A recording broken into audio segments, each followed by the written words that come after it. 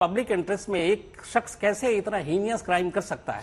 और ये जब सब कुछ आज तक पे चल रहा था, उसके बाद दिल्ली पुलिस आनंद फानन में गई और इसके ऊपर स्टे लेती है। मेरा ये जानना है सिर्फ कि एक चार्जशीट जिसमें दाखिल हो चुका है और जिसमें एक स्टेटमेंट लगभग मीडिया में अलग अलग रूप में सामने आ चुका है, उसमें इस ऐन वक्त पर जाकर उसके कबूलनामे को दिखाने से रोकने के लिए दिल्ली पुलिस का स्टे ऑर्डर लेना, आपकी नजर में, आप चूंकि एक बहुत ही सीनियर पुलिस अफसर रहे हैं, बहुत ही टॉप पोस्ट पर आप रहे, आपकी नजर में ये इसका क्या मायने?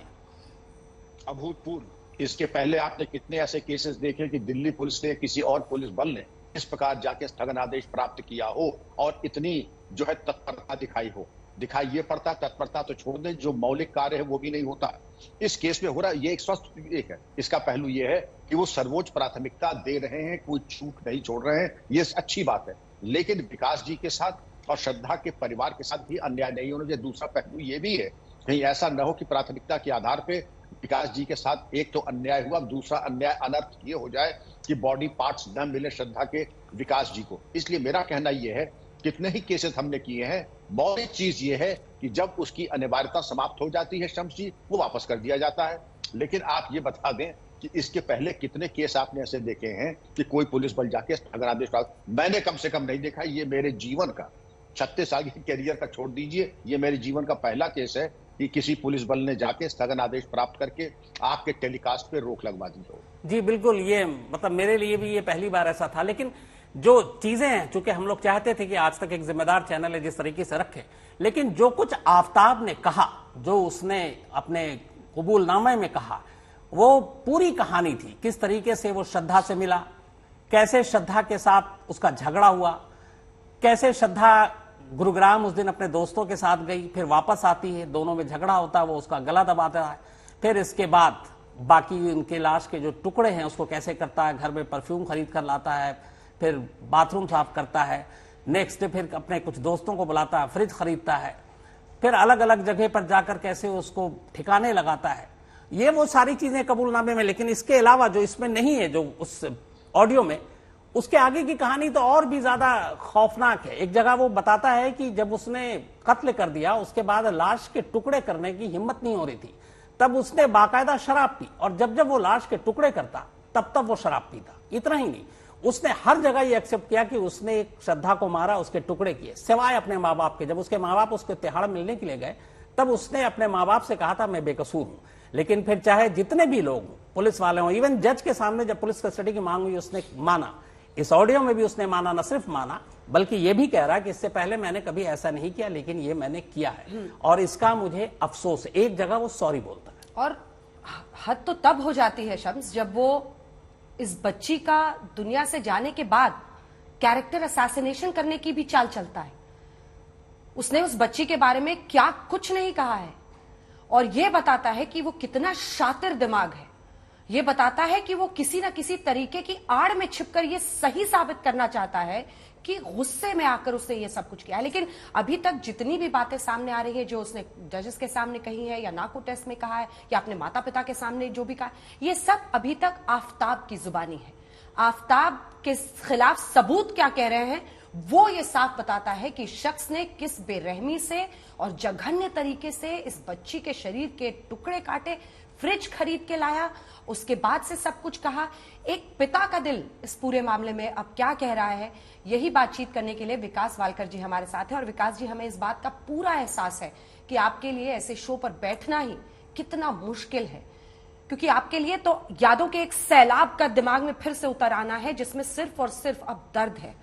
लेकिन ये सब हम सिर्फ इसलिए कर रहे हैं, आज तक का मकसद है कि किसी भी तरीके से आफताब बच ना पाए। जो जघन्य अपराध उसने किया है, उतनी ही बड़ी उसे सजा मिले। एक पिता का दिल अब इस पूरी जानकारी के सामने आने के बाद क्या कह रहा है इस वक्त विकास जी? और आपने देखा, विक्रम सिंह साहब हो, फॉर्मर डीजीपी उत्तर प्रदेश, या फिर राव साहब हो, फॉर्मर डीसीपी और मौजूदा वकील, वो दोनों आपकी उस मांग में आपसे सहमत हैं कि आपको हर हाल में अंतिम संस्कार का मौका मिलना चाहिए। विकास जी।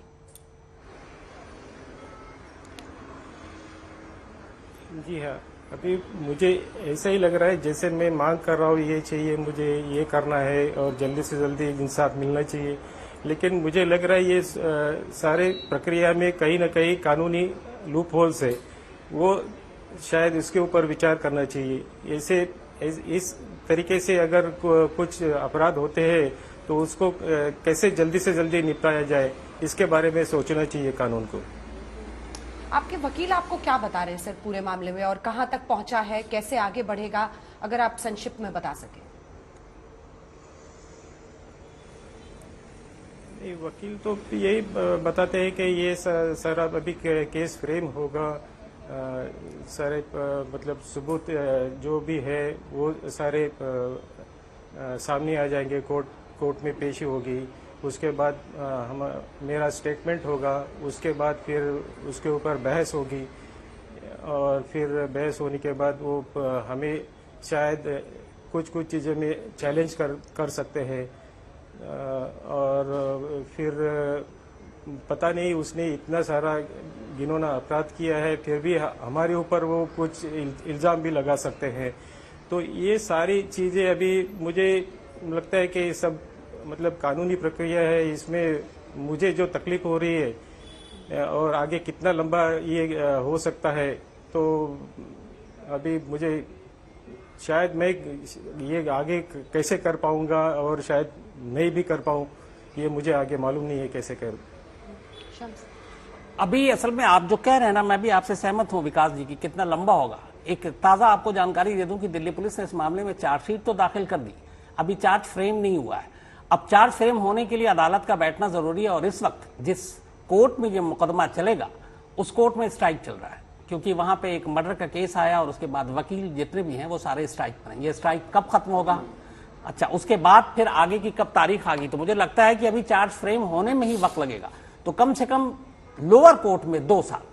तो अगर ट्रायल तक ये चीजें रुकी रहती हैं तो फिर ये बहुत ही अफसोसनाक होगा, और कुल मिलाकर मतलब डिले पर डिले हो रहा है। तो दिल्ली पुलिस के किसी ऑफिशियल से आपकी इस बारे में बात हुई कि अब तो चार्जशीट आपने दाखिल कर दी है, अब तो फॉरेंसिक की सारी रिपोर्ट्स भी सबमिट हो गई है कोर्ट में, तो कम से कम अब तो आप हमें दे दें। और कुल मिलाकर क्या है, यहां पे भी कहना कितना अफसोसनाक हो रहा है कि श्रद्धा की लाश के नाम पर कुल हड्डियों के 13 टुकड़े।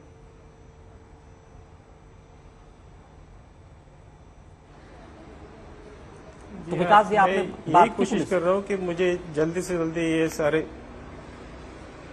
मैंने पुलिस से भी बात की है, हमारे लॉयर से भी बात की है, इसके बारे में मुझे क्या करना है। अभी मुझे अभी जो अंतिम संस्कार करना है वो पहले किया जाए, उसके बाद ये कोर्ट केस अभी कब तक चलेगा वो तो मुझे पता नहीं। अगर ये 1 साल के अंदर नहीं कर पाऊंगा तो मैं मतलब मेरा सब बेकार हो जाएगा ये करने का। तो मेरी यही कोशिश है कि मुझे 1 साल के अंदर अंदर ये अंतिम संस्कार करना है, तो वो हिसाब से मैंने उनसे बात की है।